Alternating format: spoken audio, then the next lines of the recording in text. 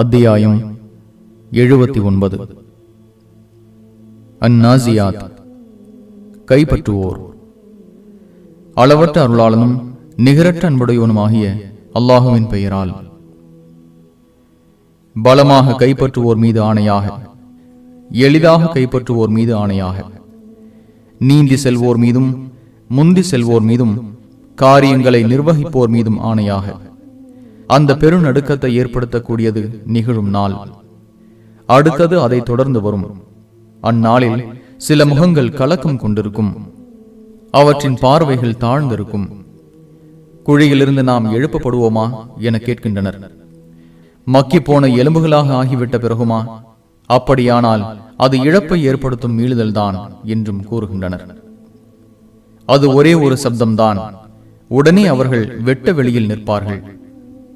மூசாவை பற்றிய செய்தி உமக்கு கிடைத்ததா? அவரை அவரது இறைவன் துவா எனும் தூய பள்ளத்தாக்கில் அழைத்தான்.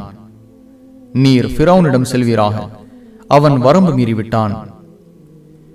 நீ பரிசுத்தமாகிட உனக்கு விருப்பம் உண்டா?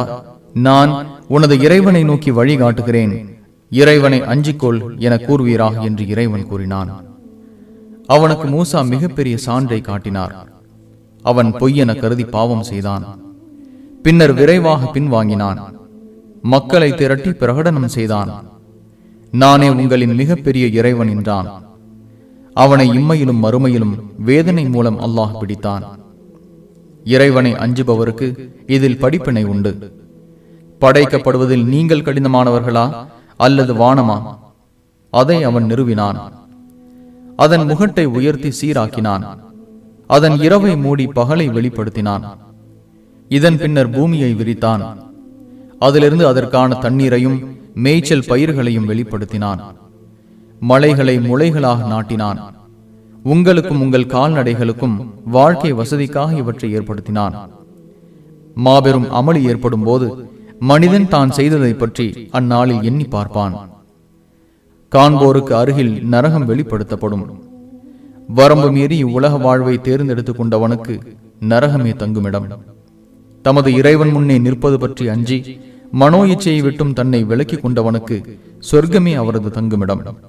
முகமதே, யுக முடிவு நேரம் பற்றி அது எப்போது ஏற்படும் என உம்மிடம் கேட்கின்றனர். அது பற்றிய விளக்கம் உம்மிடம் எங்கே இருக்கிறது? அதன் முடிவு உமது இறைவனிடமே உள்ளது. அதை அஞ்சுவோருக்கு நீர் எச்சரிப்பவரே. அதை அவர்கள் காணும் போது ஒரு மாலை பொழுதோ அல்லது அதன் காலை பொழுதோ தவிர வாழவில்லை என்பது போல் அவர்களுக்கு தோன்றும்.